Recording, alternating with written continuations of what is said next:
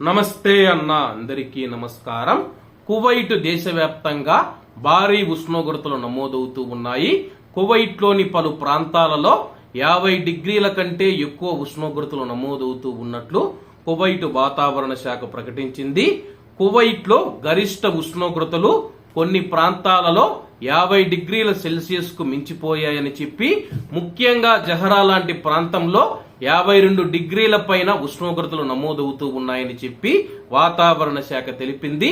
Kuwait లో ఉన్న ప్రజలు ఎవరైతే ఉన్నారో తగినన్ని జాగ్రత్తలు తీసుకోవాలని చెప్పి వాతావరణ శాఖ డైరెక్టర్ అబ్దుల్ అజీజ్ ఆల్ కరావీ గారు స్థానిక మీడియాకు తెలిపారు.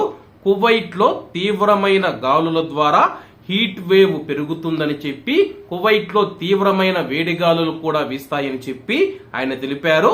దీనివల్ల దుమ్ము పెరిగి దుమ్ము తుఫానులు వచ్చి దృశ్యమానత తగ్గుతూ ఉందని చెప్పేసి, అలాగే శుక్రవారం వాతావరణం పగటిపూట 12 నుంచి 45 కిలోమీటర్ల వేగంతో గాలులు వీస్తాయని చెప్పేసి, బహిరంగ ప్రదేశాలలో దుమ్ము ధూళి వచ్చే అవకాశం ఉందని చెప్పి ఆయన వెల్లడించారు.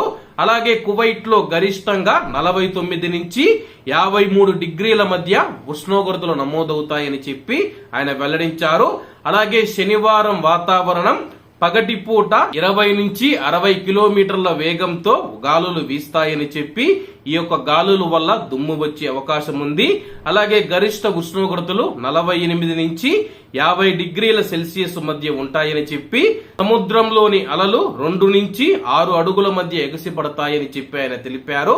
కువైట్ లో రాత్రిపూట కూడా వేడిగానే ఉంటుందని చెప్పేసి, కువైట్ లో ఉన్న పౌరులు మరియు ప్రవాసులందరూ బహిరంగ ప్రదేశాలలో పనిచేసేవారు తగినన్ని జాగ్రత్తలు తీసుకోవాలి. లేకపోతే గాని వడదెబ్బ తగిలే అవకాశం ఉంది. కాబట్టి అందరూ జాగ్రత్తగా ఉండాలని కోరుకుంటూ, అందరూ బాగుండాలి, అందులో మనం ఉండాలి. అందరికీ నమస్తే అన్న, జై హింద్.